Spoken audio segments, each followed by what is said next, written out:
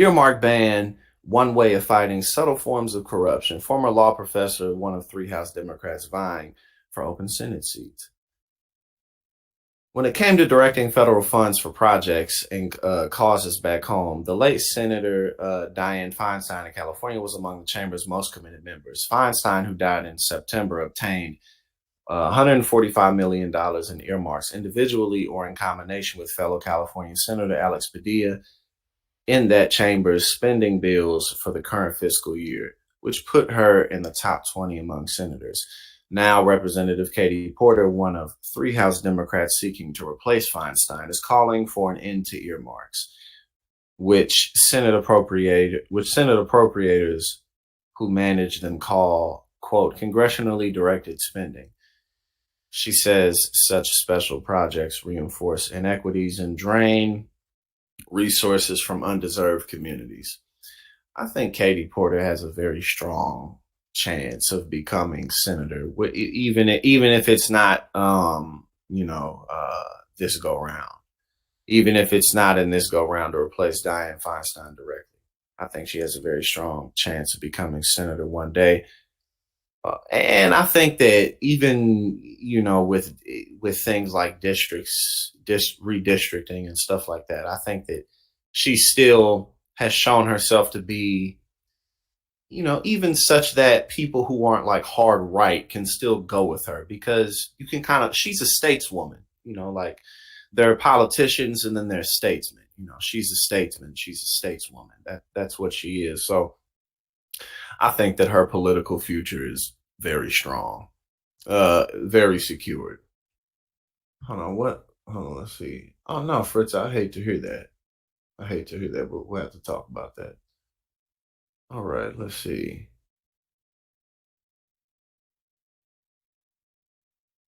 You said Trump off the ballot in Nevada? Are you serious? Hold up, I'm gonna have to open that up on something else.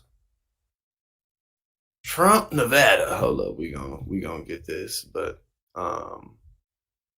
yeah, no, I think Katie Porter's political future is oh, that's the primary ballot. Oh Jesus, this dude. I mean, well, it just shows how much Trump really has going on, and like his demise. There is, at the end of the day, everybody's human, and even if he wins the presidency, his kind of natural demise and his family and his name, like every time you see any of them, they're like just they look and seem like they're dealing with what they're dealing with, losing everything, so it's just his demise can't be hidden. All right, so let's see where we at with this article. Quote, the problem with earmarks is that they allow elected officials with political objectives to substitute their political needs with the neutral advice of experts about where resources are needed, Porter said in an interview. Excuse me. Quote, and we know from the data and from the research that earmarks disproportionately flow to wealthier and wider and more Republican communities, she added. They do not, in fact, flow to low-income communities, communities of color, and the indigenous communities. Senate shakeup. Eliminating earmarks is among the proposals Porter is pitching as part of her Shake Up the Senate plan. She is also reiterating her call to abolish the filibuster ban. Ban senators from trading stocks or accepting contributions from federal lobbyists and corporate PACs. I think that, I mean, I'll definitely have to look more into her total campaign, but that seems like a pretty strong campaign that isn't like it's pushing the envelope, but like more, like not like too much at once. You know what I'm saying? Like, I think sometimes that can be an issue with progressive campaigns, and not even just in politics, kind of with anywhere in life. I've come to find like, it's good to have somewhat of a focus. It helps you get it done, and it also helps other people to kind of latch on to what you're doing and understand what you're doing. So That's another reason why I think Katie Porter is effective is because she seems to do a good job at not going after too much at once. You know what I'm saying? So uh she's good at what she does. And again, in terms of politics, she's very young, so she has a long time ahead of her. A former law professor, Porter has built a reputation as a champion for good government who has never taken corporate PAC or federal lobbyist donations.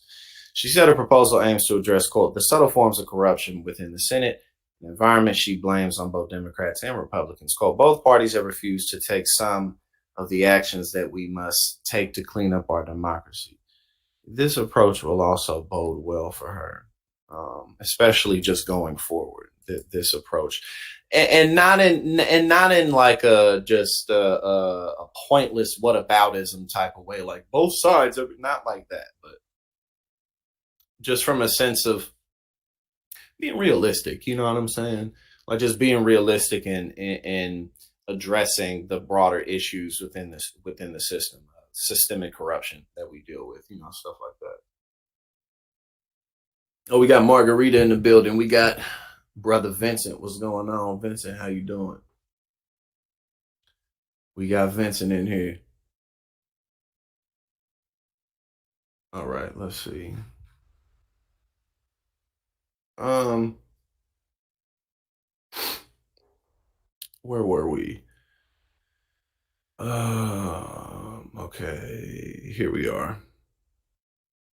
She was the only House Democrat who did not file a request for earmarks last year, putting her in the company of about 30% of the House GOP conference. In the Senate, all but two Democrats have asked for earmarks in recent years, joining a minority of Republicans in the chamber who have been participating. Supporters of earmarks say the Constitution gives Congress the power of the purse, and lawmakers know the needs of their districts better than federal bureaucrats who otherwise would get to decide where funds go. The process of applying for and receiving the funds is also more transparent and restricted than it was in years when earmarks led to scandals.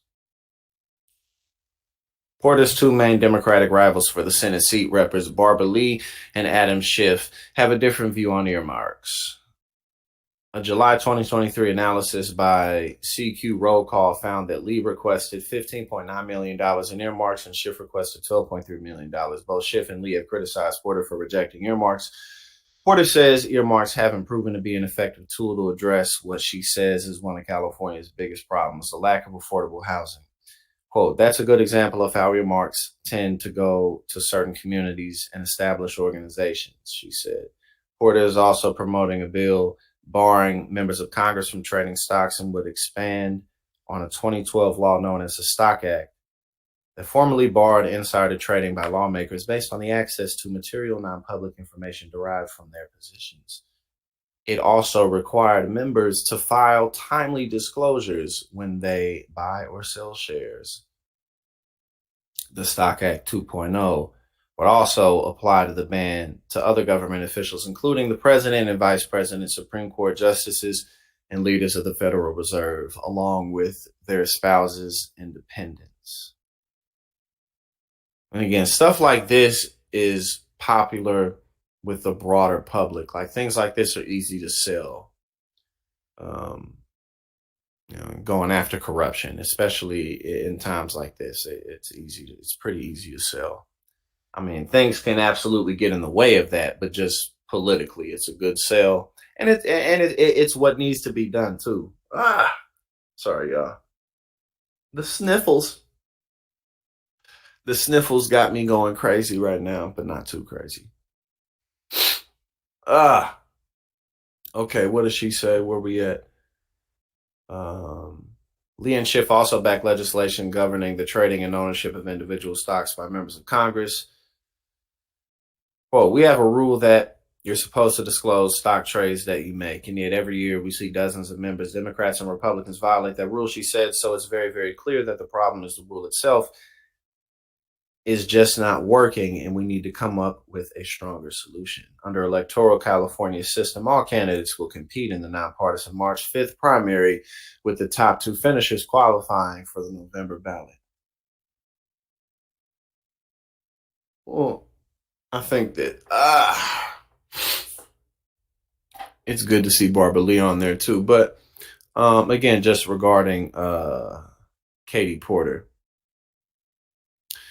um, her political future is very strong. I don't think that she has that much to worry about. I don't think she's worried. I don't think she's really that kind of person. I think that, I mean, obviously she's realistic. She addresses concerns. But one of the things I like about Katie Porter is that she just goes, she bores ahead. You feel me? Like she's a leader. You know what I'm saying? And part of leadership is having courage, and she has a lot of it, which is one of the things I like most about her.